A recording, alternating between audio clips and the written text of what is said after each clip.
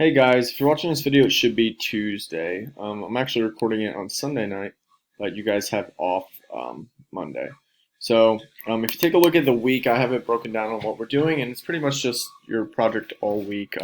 They get done, might be able to do something Friday, but everything over the weekend to be completed, as you guys know already.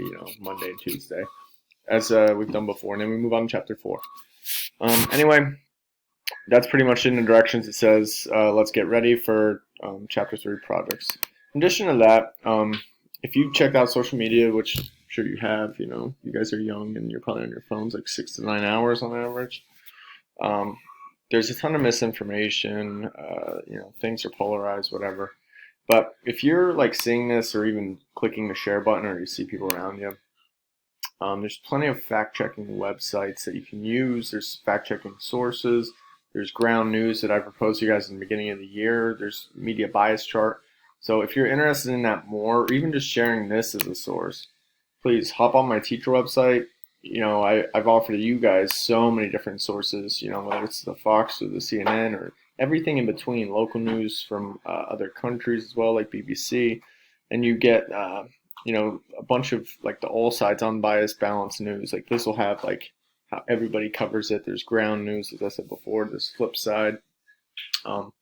Just great things, and it'll give you a bunch of different takes on what's going on, and that's definitely healthier. And it's not like CNN isn't going to give you facts or Fox isn't going to give you facts, but they might give you like slanted facts. You know what I mean? It's the truth, but it's not the full truth. So the more you can get your hands on, the better. The more you can read, the better, and then you'll get closer to like the real truth. In addition to that, there's some other like infographics I have on here that could be very helpful. There's a media bias chart, and there's even a more detailed one. And they give you their methodology. They don't just like make it up off the top of their head. So of course you should see how they come up with this. Why is Fox News here versus CNN there, and so on. Like how they actually come up with it. So go ahead, take a look at their methods, how they do it. In addition to that, there's cognitive bias chart that I also think is super healthy for you guys to think about. If you remember, there's so many sociology and psychology is a big part of like who we are and why we think the things we are, and our environment, how it shapes us. So we always have to always keep that in our heads as well, especially with everything we're seeing. And in addition to all those additions that I just said, Crash Course I just noticed today that has a ton of different playlists going over like data, stats, polling, navigating through like social media and fact checking and digital literacy, like online. It is absolutely insane. Like you guys watch a couple of these videos, like you're gonna be set, because there's so much on social media, so many just things that are just, again, half truths, so that it's misinformation or just sometimes straight out lies. So we should more and more just really pay attention and watch what we're listening to and seeing and reading, and then watch what we're sharing ourselves. So if you want to take some time to check that out on my school website, if you want to check out a couple fact-checking websites, that'd be awesome, guys, because it's a mess out there. Okay. Other than that, let's look at the directions for today. Okay, so I didn't update that one. All right, yeah, we'll go to this one. So you're going to be watching a video. This is me right now talking. After that, we'll go into classwork, and you will click the directions. All right, 1 second. Sorry, guys. I don't think the music was that loud. Okay, there we go. Chapter 3, 28th Amendment Project. It's not quite just a 28th Amendment project, right? It could be a federal law, a federal holiday, a rule regulation, anything like that. I see. I love you too. Okay. Wow. I don't think this has ever happened before in all my videos. Alright. So, you guys know you're collecting information, you're reading pretty much like all week, you're taking the time to write down notes and write your sources with your notes and to make sure that they're good sources. That's why we always want you to like put a summary down in the comments and also put your sources, so I can just make sure it's not anything like wild or crazy. And in addition to that, maybe I can help you and be like, I actually know something about that. Like, here's a great source I think will help you. So I always want to put down your sources, and I want like a daily, summary.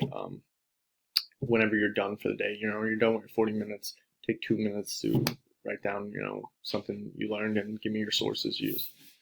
So again, all these directions we've gone over before. And now we can get to our topics. I wanted to do a disclaimer. All of these have been copied from the last one, but almost nobody did any of these. So that's why I wanted to offer them again. Since almost nobody did them, that's fine for us to cover them again. Not so much this, like I don't think like anybody did 28th Amendment. In addition to that, I also put down that, again, I know we're polarized right now, but the 28th Amendment by definition is like, it's a change. Most times if you look at conservatives, they're not really changing anything. They're the people like, if it ain't broke, don't fix it. Like, let's keep things the same.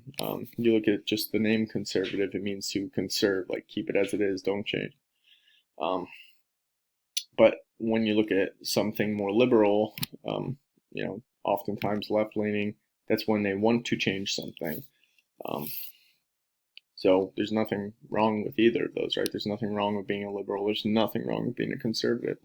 But the fact is, conservatives, they've gotten something from a liberal, and then eventually throughout time, when it's accepted, it becomes like conservative, and then you keep it, if that makes sense. So some of these options, you might be like, oh my God, this is so left-leaning or something. Well, yeah, most of it is. Maybe not like the pro-life amendment, but most of it is left-leaning because it's a change, and typically left-leaning people that change it. You know what I mean?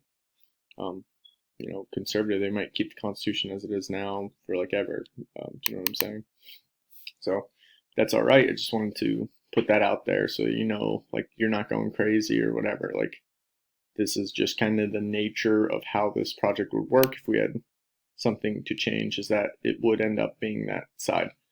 So some of your options: a pro-life amendment, pro-choice amendment, and also keep in mind some of these, like I said before, they might not be amendments, but that's fine. Like a federal law, federal change, whatever. Mandated military service, so maybe a bunch of countries have this. Like you at least have to serve 1 year in the military or something. And I think it helps citizens to like appreciate the military more, to appreciate government more, and everything else. Like there's renewable energy, something like the Green New Deal. Some people really love it, some people really hate it. You could tell me, like, should we switch from like the fracking, the gas, the coal, whatever, and should we go to solar, wind, hydro, geothermal, etc. Abolish or reform the electoral college. Like I said, I think I've said this before, like many left-leaning people hate it, but they might hate it when it doesn't work for them, like 2016. They might like it and when it works for them later. Same with the right. Like the right, like loved it in 2016. They probably don't know why, but they might not like it when it doesn't work for them. So it is a wacky system. So should we keep it? Should we just get rid of it? Is there another way we should pick our president? You can tell me. Anti-gerrymandering law, which actually a couple states and cities picked up on, which is pretty cool for 2020. So you can check that out. Maybe an election holiday. This is what everybody talks about. Like, wouldn't that be super democratic? Like, instead of this day or that day, whatever, Columbus Day, just subtract it, whatever. Okay, give us election day. And we all get off work, federal, or at least federal workers get off work. And we can take the time to really love and appreciate our country, do research, look at our candidates, look at ourselves, what we believe, and really pick who we believe to be best rather than wing it or follow party lines or, I don't know, just believe whatever we were told. Paid maternity leave for a year. A lot of countries do this. Moms, you have a baby, you're off for a year. Because, again, it's not like give a free handout, it's not to give free money. The logic behind it is you'll be better for your kid, you'll be healthier, your kid will be healthier, and then short term it sucks because, they're not doing anything besides being a mother, and you're paying them, but in the mid to long term, they think you'll have a healthier relationship, healthier child, blah, blah, blah, and so on. So they think in the mid to long term, you'll be actually getting that money back. Same thing with paternity leave, which some countries do. Dad gets off too, dad's important too. For libertarians, we haven't gotten to the political spectrum yet. We won't until like March. But they would think that all taxes are theft. Taxes should be like voluntary. they believe in almost like a privatization of like everything, like just cut it all. Like government should be as small as possible. They think the government taking out your taxes is literally stealing from you.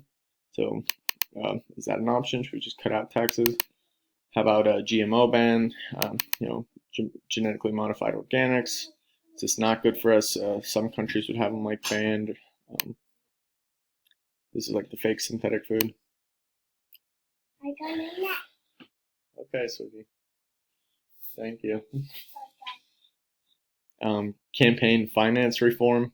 So this is another one a couple states and cities passed as well, just trying to get rid of like hidden money or ways people can like get around basically funding too much PACs, super PACs. There's unlimited funding, and then they think with that kind of money there could be corruption, which I don't think is a stretch.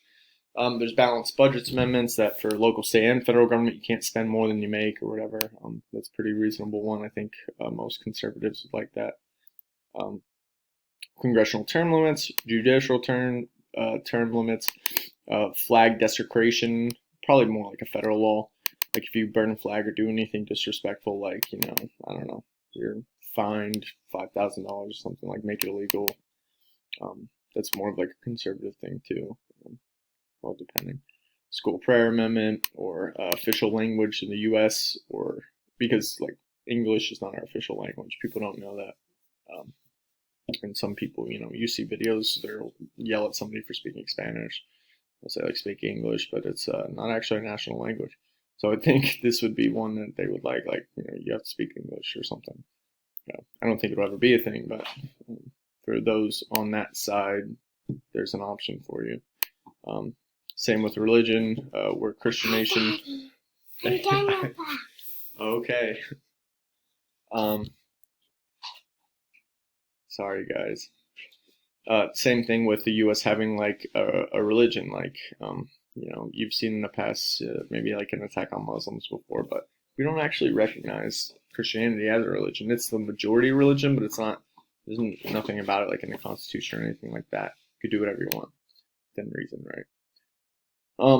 There's another amendment that has been suggested about having like an immigrant that was maybe here, not a U.S. citizen, be a president. I'm not sure that one would be too popular, but maybe. There's free college, free health care, right? These are two ideas pushed by Democrats now. Some people love it, some people hate it. I would say there's like a division in the Democrats too for this, like maybe it's like 50-50 or something. As Republicans, it's probably more like 90-10 or something. In addition to that, I know I said in addition to that like 8 times, there's free whatever, right? You fill in the blank. Legalization of whatever, okay? You fill in the blank. There's an idea for you. Abolition or like the banning of whatever, right? Let's say legalization of, I don't know, like all drugs. Like there's a couple places that have like everything legal. Abolition of, man, I don't know, abolish, well, let's say all drugs, like all of them, or I don't know, for some left-leaning, maybe like assault weapons or something like that. Or you could have a repeal of the First Amendment, right? Some people don't like protesters, or some people don't like rioters, or some people don't know the difference between the two. Maybe some people don't want the Second Amendment, whatever. So repeal of whatever, okay? Other ones we've went over before. You could do political philosophy. Oops, sorry. I guess I should have cut that out. My fault. Or constitutional influences. All right, so that's pretty much all I have. If you go back to the directions, the only other thing, like I said, post your topic, give an outline, and then you can start researching, all right? So that's all I have for you guys. Thanks for watching. Let me know if you have any questions, and let's have a good week, all right? We'll see what happens with the election and all that. All right, guys. Thank you. Bye.